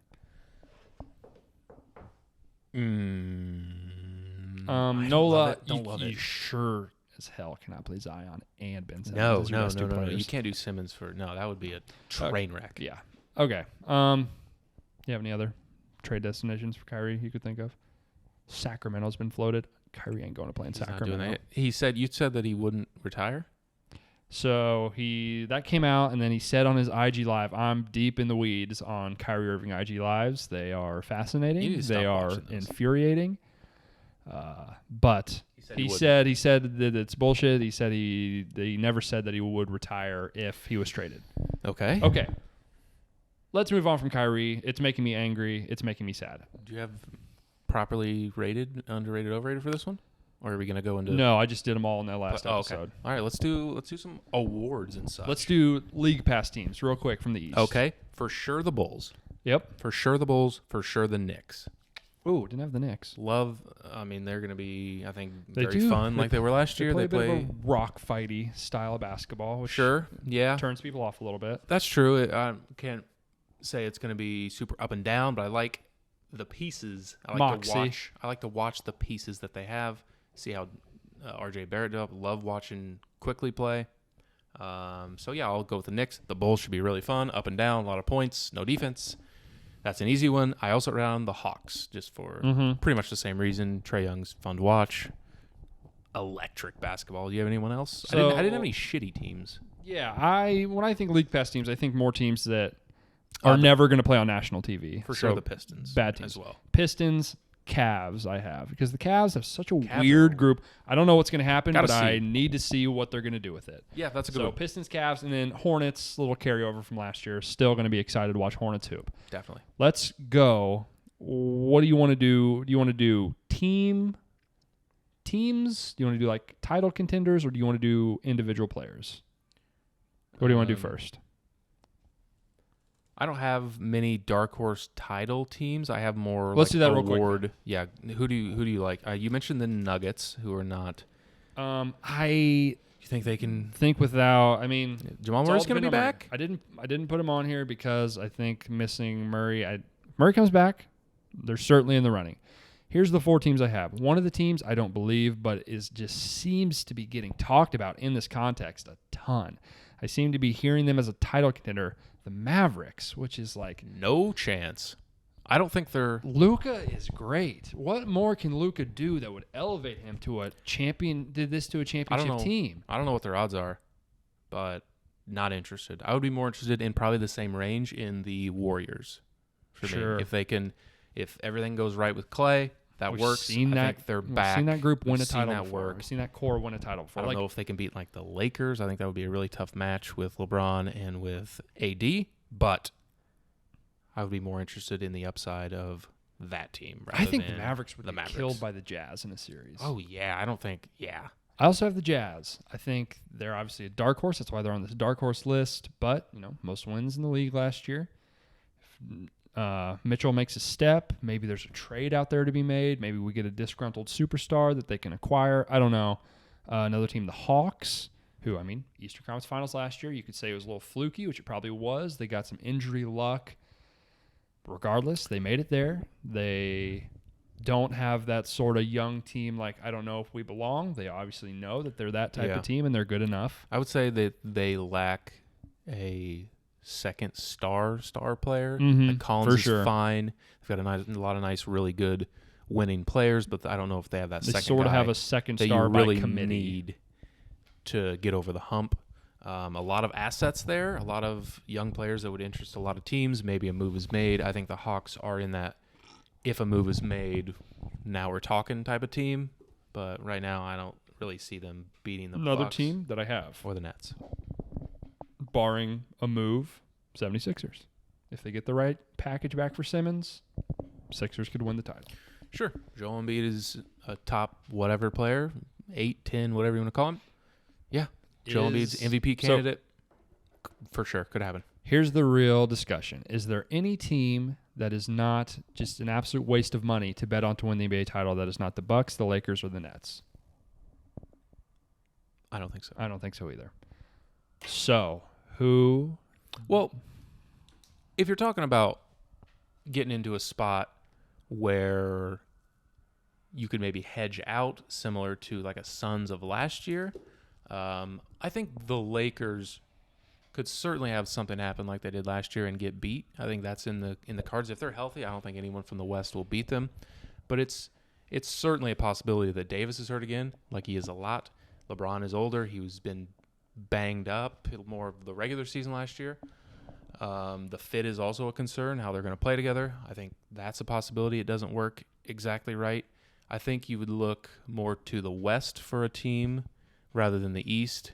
I don't think any team is beating the Nets or the Bucks. I think they're on a collision course for In the theory, Eastern Conference Final. Assuming something funky doesn't happen, you're going to have to beat both of those teams in a 7-game series to make it. Nobody's doing that. Nope. I think they're on a collision course for the Eastern Conference Finals, and I think you would need to look towards the Western Conference, a la Suns of last year. You bring up a good point Suns, with Nuggets, the Jazz, worth a look, I think. Yeah, I agree. I think I would lean that conference. Okay. I think that's enough. Let's try and bang out these individual player stuff let's real do it. quick. I don't have much to say on Rookie of the Year. I really think it's a 3-horse race. It's going to be Cade. It's going to be Jalen Green. It's going to be Jalen Suggs. I don't see it being anyone else. I don't see it being Jalen Suggs. I don't see a world where he does enough to beat either of those guys. It's possible maybe they miss time. I just don't think the He's production going to be the will lead guy. Again, he's third place on this list of 3. I really don't think that anyone else even has a shot. I think Suggs at least. There's a scenario where he has the most assists of these 3. He's a really good defender. He scores. Like you said, one of them probably have to get hurt for him to win. Cade or Green are the moves here. Yeah, I don't think it's a dealer's choice. Probably not a bet. I'm not going to lock up. No, because what do you got to bet at 3-1? We got to bet $200 to make it worth locking it up for 6 months. I just don't think those are worth it, in my opinion. Bet 100. I just don't know if the payoff is there to bet those. Nah, I wouldn't bother. Here's where the bread will be buttered, folks. Your boy had a Julius Randle Most Improved Player ticket last year. Cash that out. Cash it. I will say, usually the best time to bet these is about a month into the season, because right now it is a total crapshoot, kind of. About a month into the season, you kind of see things taking shape, and you can still get some good value. I have a long list of people on this Most Improved Player list. What? Oh, wow. What say you? There's a new favorite for Most Improved Player? Who is it? Jordan Poole. He's looked awesome. He's looked really, really good. I'll that's say for the Most interesting. Improved Player, he is second highest odds on here, but he's still 8-1 highest, best odds he's on 12-1 on DraftKings. So shop around, kids. I'll say recently the Most Improved Player has come from a tier of player that has ascended to all-star level of player.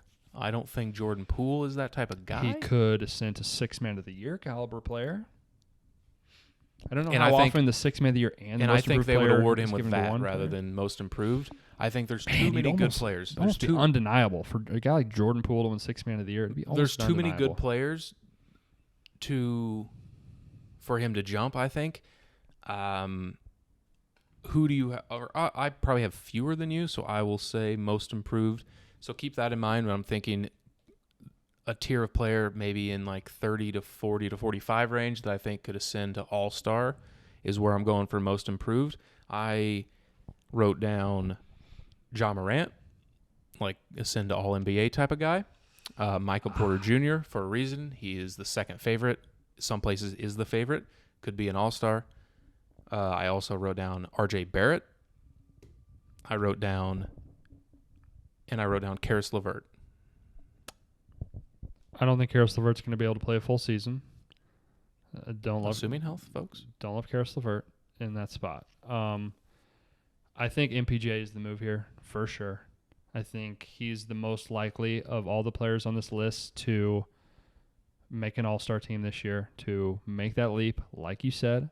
He's also going to be on a team that wins a lot of games. He is so much right in that sweet spot of really great offensive player that's going to be pretty flashy, put up a ton of stats. That is in, by sweet spot, I mean, could ascend into the type of level of player. Probably not all NBA because that's elite, but could make an all-star team. Could be right where Julius Randle was last year. Yeah, and I think I don't know if I call him the favorite to lead them in scoring this year. No, Joker's just to lead him in scoring. But there's a world where he doesn't. I mean, Joker's averaged 26, 27 a game last year. That's a lot. But I'm not a Michael Porter Jr. guy, but dude fires. Dude's a bucket. He's the favorite for a reason. He would be my pick. Kevin Porter Jr. is another favorite. I think they usually give this award to teams that make the playoffs or that aren't the worst team in the NBA. Also ascend their team to a higher They're going to level. be one of the 5 worst teams in the NBA. I don't see him getting it. Although he's going to make a huge leap, I think. He's an awesome player. Not to discredit Kevin Porter Jr. Yeah. Other people had on my list. Another guy, SGA, who's in the spot where they're also going to suck. So I don't love that. But a guy that could make a leap and maybe make an all-star team this year. I mean, it's not out of the realm of possibility for him to do that.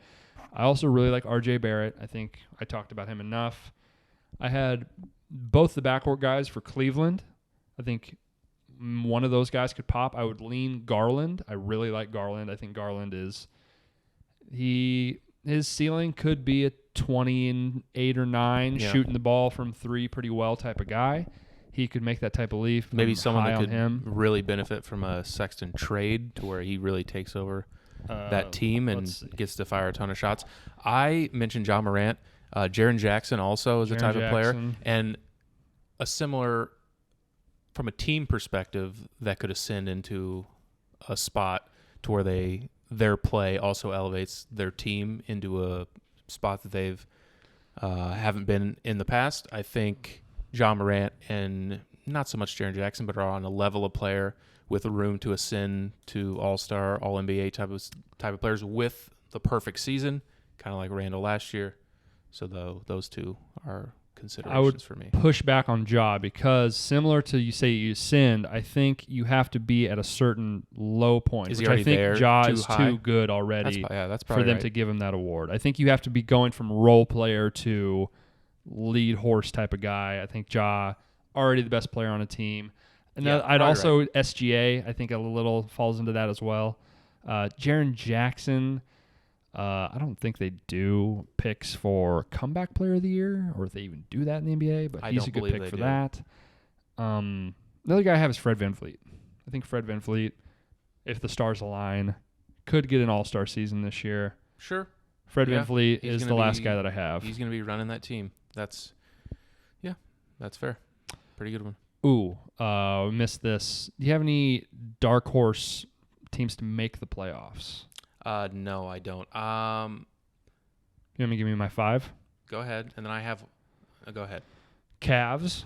Okay. Raptors, which is not dark horse. But Hornets. I wonder what their yes/no on make the playoffs would be. Would it lean no? Maybe the Raptors. Probably about even. Probably about even. Yeah, that's fair enough. Yep. Go ahead. And then I clicked off. Let's see. Hornets, who made the play-in last year, so that's not that much of a stretch. Just because the number is super fishy, the Timberwolves. I don't know what's up with that number, but someone expects something. Yeah, that's true. Someone's thinking something. And then the Kings, who, I mean, not the hottest it takes. The Cavs is probably the hottest take of those 5 teams. I got a hot take. Pistons? No. Worst to playoffs? No. Hot take. I said it's a hot take if everything goes right. Stick with me. No. Cade Cunningham. Maybe he's a top 20 player in his rookie season. No. I know. Obviously it's not likely.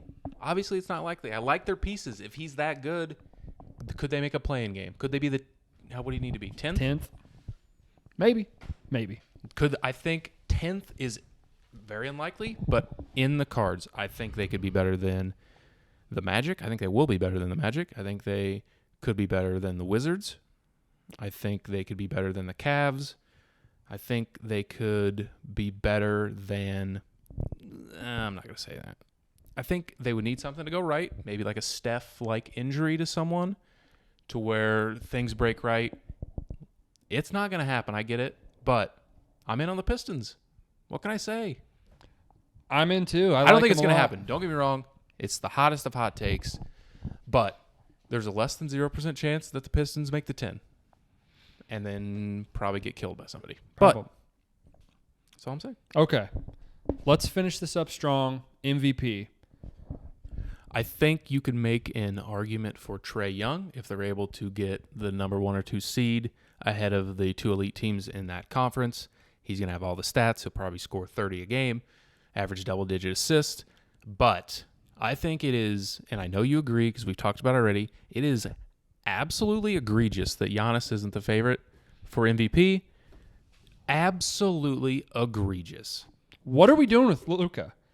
You have to be a top 4 seed to win MVP. The Mavericks will not be that. Russ is like the only player that is ever... If he averages a triple-double, you win MVP. He's not going to average a triple-double. I don't understand. To average a triple-double, you have to do it rested, and you have to actively try to average a triple-double. He's not going to do that. He's 8-1 still? I've seen 9-1. 9-1? What am I missing? It's egregious. He's the best player in the NBA. They're going to win 50-plus games, almost certainly. I've picked them to go under, but you picked him to go over. If they still push in the regular season, win 60 games, he's going to score 30 a night. He's going to rebound 13 or 14 a night. We'll see on the assists. He's going to have all the stats. He's the best player. I don't know. I feel like I'm missing something. They're going to be probably one or two or three in the East.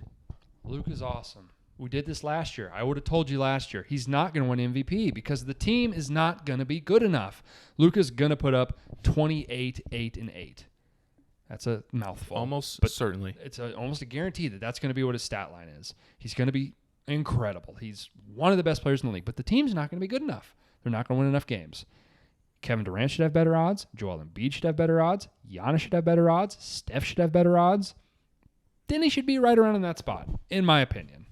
Yeah, I don't understand how he's almost. Look at this. He's under 4-1 odds. He's almost double the next guy in odds, and he is double everyone except Kevin Durant in odds. Egregious that Giannis isn't the favorite, in my opinion. I don't think Durant plays enough in my narrative of them resting guys. I don't think he cares. I'm sure he'd be happy to take one, but I don't think he's pushing for an MVP. I think there's no reason Giannis wouldn't if you think that they win 60 games, which is very possible. I just don't get it. I think 8-1 is great value. I really like it. Bottom line, best player in the league. I think there are only 11 players in the NBA that could win MVP this year. Do you want to know who those 11 players are? I would love to. I think I'm not going to tell you. Okay. Giannis, we've talked about it. KD, obviously. Mm-hmm. Harden, I think, had he not had the offseason debacle that he had, would have finished higher last year. The way he played down the stretch, he was incredible. He was maybe as good as we've ever seen him. A lot of people don't realize that. Harden was awesome. He could win. Trey, you already said. Guy you can never count out. I don't see him getting another one. LeBron, can't count him out. Of course. Very good possibility he's the best player on the best team, which is a good recipe for MVP. That plays. Two guys that are a little lower down the board that I think if things break right, if they think they get the 1 seed and they're the best player on their teams, Donovan Mitchell, Devin Booker. Thoughts? I agree. Donovan Mitchell. I bet on Donovan Mitchell to win MVP, I think like 2 years ago. That is certainly at like 80-1, 90-1. It was a swing. They did win a ton of games. He just didn't put enough stats. A little hedge out, or no? His odds never got into a place where you could hedge. They did. They got the 1 seed last year. I'm not sure what they were the year before. They won a ton of games. He was the best player. Just didn't put up the stats to warrant an MVP. I agree. If he takes an All-NBA Donovan step, Mitchell, 30-1. I think it's worth a dart. It's worth a shot. I remember. Devin Booker, 25-1. Worth a shot. Obviously, they're 25-1. Neither of those are anywhere close to guarantees. You don't think Dame could win it? Team's not going to be good enough. I don't think. They could finish 4th. Maybe. I don't know. I don't see them finishing 4th. I don't see it. You're probably right, I think we've seen Dame at his best. We've seen the absolute max that Dame has to offer. I just don't think he's going to win an MVP. No Jason Tatum? Nope. No Jason Tatum. Not yet? Nope. Next year, I think could be his year. I just don't see the Celtics being good. And I don't know that anyone's ever gone from never making an All-NBA team to winning MVP. I think there's a step in there on the ladder that needs to be made. Interesting. That'd be a good. I don't know if that's happened. I don't know. That's a good exercise. We should look. I don't know if Mitchell or Booker made All NBA last year. Now that I think about it, I would assume Booker did. I think Booker made 3rd team. Not positive. I would assume Mitchell that's a good did exercise. too. We should look into that and report back. Last 4 guys for the highest odds. Embiid, they're the 1 seed. Had he not got hurt last year, he would have won. So I don't know if I call him the favorite at one point. Like he's probably the favorite for a while. He was probably the favorite injured for the longest amount of time of anyone last year. Yeah. Luka has the best odds, so it's obviously not outlandish to assume he could win. And then 2 guys that have won before, Steph and Jokic. Yeah. I don't think anyone other than those 11 players can win MVP, so I think any bet other than them would be a bad bet. I don't think that Damian Lillard will win MVP this year, but I think there is a scenario where he could. I understand the concern of the team not finishing high enough, If by some, I think the West is down a little bit this year. If they could finish third or fourth, I think it's possible. I don't think it happens, but I think it's possible. So I would include him. Other than that, yeah, it's hard to disagree with. Tatum would take a ton. I don't think Anthony Davis is in the cards on that team. Yeah, I don't think anyone else would be in consideration. I guess you could argue AD. I mean, I doubt it. Yeah, I just don't see it playing next to those two guys, and I don't think he plays enough games, but it's possible. Folks, I got news, he's good at basketball. Devin Booker and Donovan Mitchell were not all NBA last year, so my logic has been foiled. If for some reason I get bored, I'm going to look into that this weekend. Donovan Mitchell has never made an All-NBA team either. So, sorry guys, probably not going to happen for either of them. I'm going to see if it's happened though. It might have happened. Let's see. I don't know. Yeah, we'll have to do some research. Okay, we've gone far too long on this. We love this the NBA. This is certainly this and the one from yesterday. We'll have clips on YouTube if you want to, consume some bits and pieces. Because this has gone quite long. It happens. I said it before we recorded this for the last one. We get a little long-winded talking about the NBA. Love the league. Love this league, dog. Why we play. Hashtag this league. Can't wait to watch all year. It's going to be an awesome season. Every season in the NBA is an awesome season. We'll talk to you more about it down the road. We love you guys. We'll see you later. Thanks for rocking with us. See you next time.